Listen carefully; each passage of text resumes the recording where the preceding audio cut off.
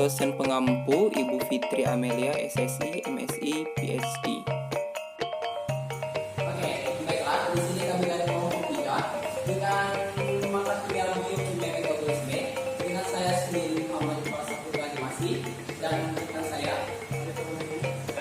Francis Rahmat. Di sini kami akan membahas metabolisme lipid.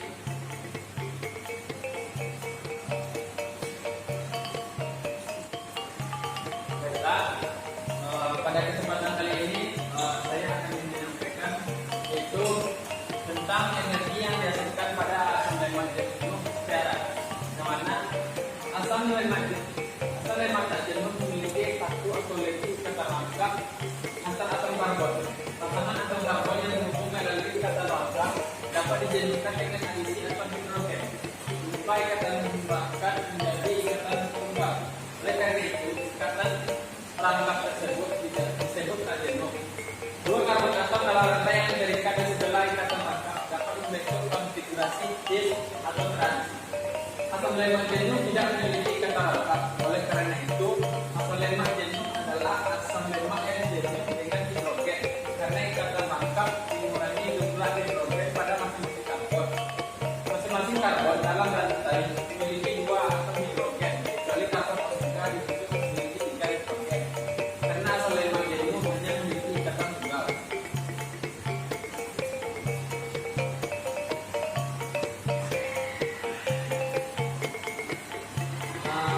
Pada kesempatan ini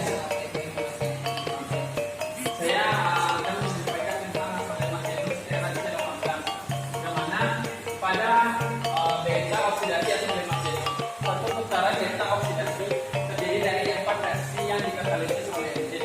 Setiap putaran menghasilkan satu molekul masing-masing dari QH2, NADH, dan asetil-CoA. Seperti kita lihat, yang mana pada asam lemak jenuh seperti yang di atas mengalami 4 tahapan reaksi, yang mana pada tahap pertama pada tahap oksidasi maka enzim asetil-CoA dehidrogenase yang energi yang berasal dari pH siklus siklus pada hidrolisis kemudian masuk ke ETF, kemudian dikatalisis ETF oxidizan oksidoreversin menghasilkan energi pertama yaitu QH2. Kemudian pada tahap selanjutnya pada tahap hidroksidrasin CoA dehidrogenase kemudian ETF, kemudian ETF oxidizan oksidoreversin menghasilkan energi yang berupa QH2. Kemudian pada tahap ketiga dibantu oleh enzim 2-ora hidrolase dan pada tahap ketiga menghasilkan 1,13 hasil CoA. Kemudian pada tahap ketiga pada tahap oksidasi energi yang dihasilkan yaitu 2 NADH menghasilkan 3 ketoasil CoA. Kemudian yang terakhir pada tahap terakhir menghasilkan energi yang berupa asetil-CoA. Kemudian yang terakhir pada tahap terakhir menghasilkan fatty acid CoA, yang mana siklus tersebut akan berjalan pada asam lemak jenuh. Kemudian apabila kita hitung energi yang dihasilkan yaitunya 1,5 ditambah 1 NA ditambah asetil-CoA, yang mana asetil-CoA ini masuk kepada siklus Krebs. Seperti yang telah kita pelajari pada pelajaran sebelumnya, yang mana siklus Krebs seperti yang kita pelajari sebelumnya, yang mana siklus Krebs tersebut pada asetil-CoA menghasilkan energi yang pertamanya 1 NADH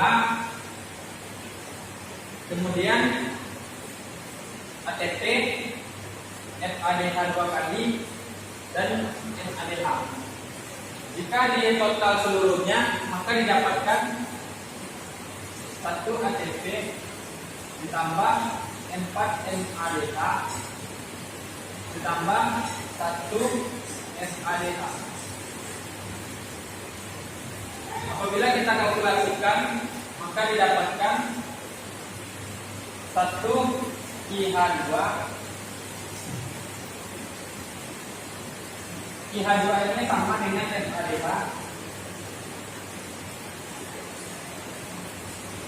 ditambah pada siklus N1 SADH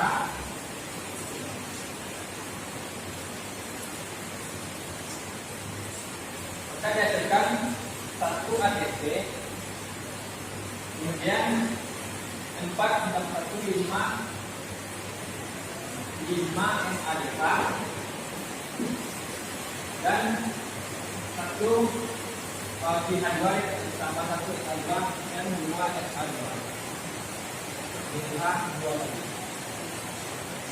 Nah, inilah reaksi akhir dari energi yang dihasilkan dari asam lemak jenuh perak. Beta oksidasi asam lemak dengan asam lemak tak jenuh dengan atom C6.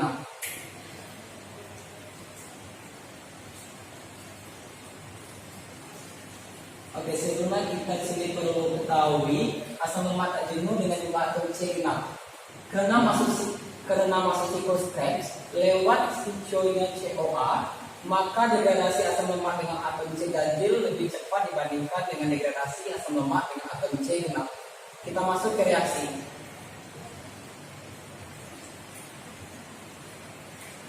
Oke, di sini adalah contoh reaksi dari asam lemak tak jenuh rantai panjang, di mana di sini untuk rantai panjang itu menyeluruh antara atom C genap dan atom C ganjil. Perbedaannya cuma di reaksi yang kelima. Reaksi yang kelima di sini perbedaan asam lemak jenuh dan tak jenuh itu dibedakan oleh ikatan rangkap yang menandakan cis atau transnya. Dan enzim ionil CoA isomerase ini adalah mengubah ikatan rangkap dari cis menjadi trans. Dan hasil akhirnya, kalau untuk asam lemak tak jenuh dengan atom C genap, hasilnya ialah asetil CoA. Sedangkan asam lemak tak jenuh dengan atom C ganjil, hasilnya adalah propionil CoA yang akan dijelaskan oleh rekan saya. Oke, untuk asam lemak tak jenuh asetil CoA, itu prinsipnya sama dengan asam lemak jenuh yang nantinya akan masuk ke siklus Krebs. Ya, di sini dia nanti menghasilkan asetil CoA. Dari asetil CoA ini dia akan masuk ke siklus Krebs. Tapi tadi sebelumnya sebelumnya di sini pada beta oksidasi asam lemak tak jenuh di sini dia membutuhkan energi NADH untuk proses katabolismenya. Berarti kita masuk ke asetil CoA. Karena hasil akhirnya dari asetil CoA, di sini dia melalui siklus Krebs. Siklus Krebs yang menghasilkan energi yang pertama NADH, NADH2, dan NADH 2 kali dan NA2. Sedangkan pada reaksi beta oksidasi tadi yaitu min NADH. Jadi dapat kita simpulkan yaitu pada beta oksidasi asam lemak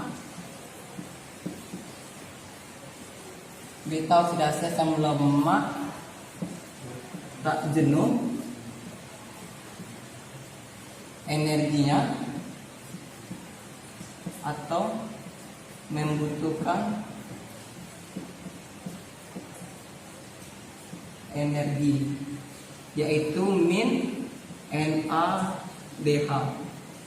Kalau sudah masuk ke siklus Krebs,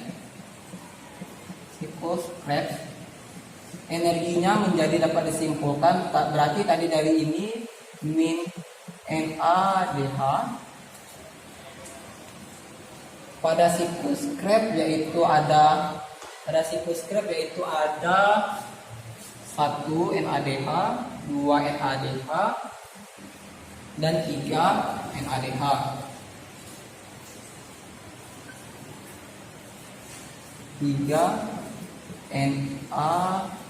NADH dan ada 1 FADH 2 kali dan 1 ATP. Jadi total energi yang dihasilkannya kita dapatkan jika kita bisa mengkonversikan ini ke dalam bentuk ATP, yaitu 3 dikali 2,5 ATP, dan ini 1 dikali 1,5 ATP, dan ini 1 ATP. Hasilnya kosong. Ya. Berarti hasil dari seluruhnya yaitu adalah 10 ATP. Ini jika sudah masuk siklus Krebs.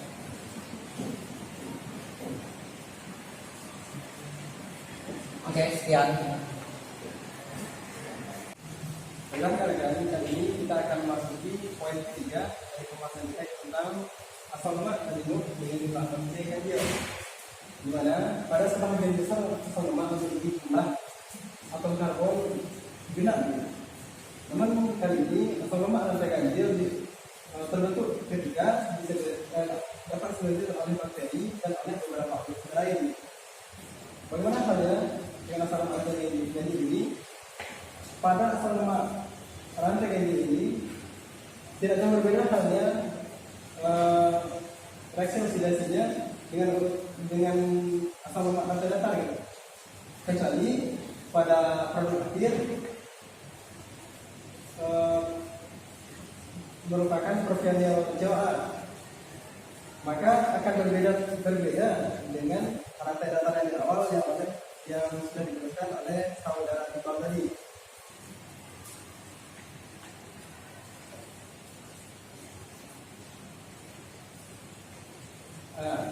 Seperti yang sudah dijelaskan oleh saudara Iqbal tadi, pada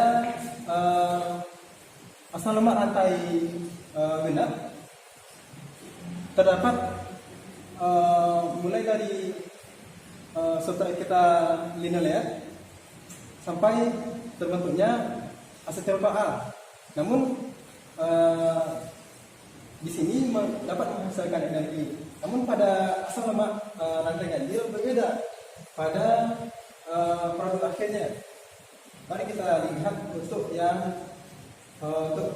propionyl CoA. Ya, di sini yang menjadi oksidasi dari propionyl CoA kita adalah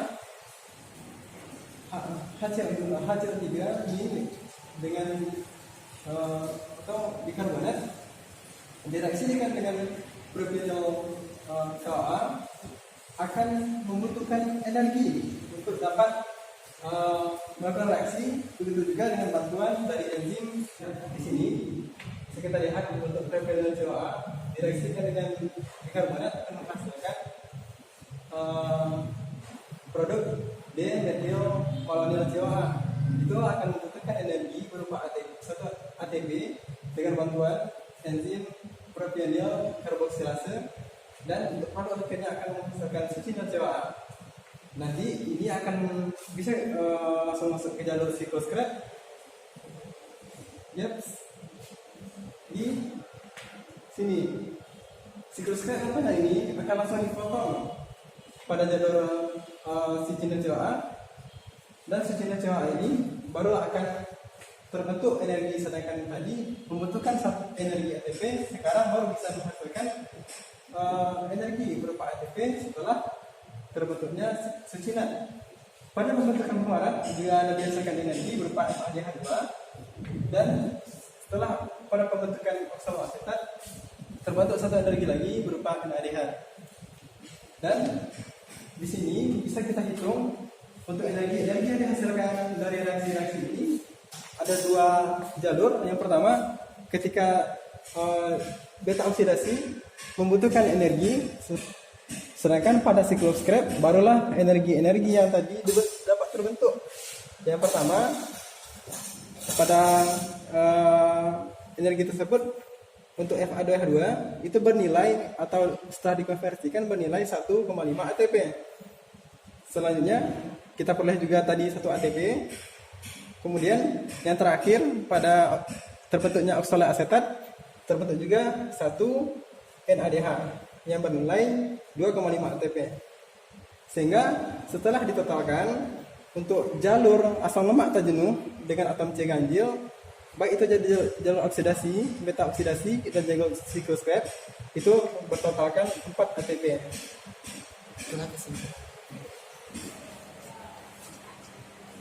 Dan ini dapat disimpulkan untuk cut dulu.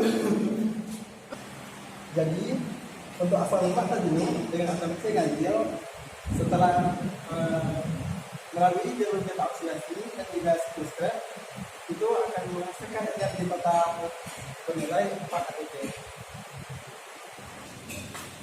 Oke, di sini dapat kita tarik kesimpulan untuk asam lemak tak jenuh dengan atom C genap dari reaksi beta oksidasi dan siklus Krebs-nya. Pada beta oksidasi yaitu membutuhkan energi berupa NADH yang setara dengan 2,5 ATP, dan jika siklus Krebs-nya yaitu membutuhkan 1 ATP, 3 NADH yang setara dengan 7,5 ATP, dan 1 FADH 2 kali yang setara dengan 1,5 ATP. Jadi total keseluruhan reaksi untuk asam lemak tak jenuh dengan atom C genap adalah 7,5 ATP. Pada asam lemak jenuh C18, energi yang dihasilkan dari reaksi beta oksidasinya yaitu 1 FADH, 1 NADH, dan 1 ATP, yang mana kalau kita konversikan dalam ATP akan menghasilkan 5 ATP. Dan apabila kalau masuk pada ketika masuk pada siklus Krebs, maka energi yang dihasilkan pada siklus Krebs 1 ATP, 3 NADH, dan 1 FADH 2 kali. Apabila kita kalkulasikan antara beta oksidasi dan siklus Krebs, maka menghasilkan 15 ATP. Jadi dapat kita simpulkan bahwasanya antara atom C karbon genap dengan atom C karbon ganjil untuk energi yang dihasilkan atom genap lebih banyak dibandingkan dengan atom ganjil, 7,5 dibanding 4 ATP. Sedangkan untuk bagaimana cepat reaksi itu dapat menghasilkan energi, seperti sudah kita lihat di siklus Krebs tadi, akan lebih cepat dihasilkan ketika asam lemak tak jenuh melalui beta oksidasi dan siklus Krebs, karena dia akan langsung memotong jalur siklus Krebs ke substrat succinyl CoA. Demikian untuk presentasi kami pada sore hari ini. Saya mewakili rekan-rekan kerja. Assalamualaikum warahmatullahi wabarakatuh.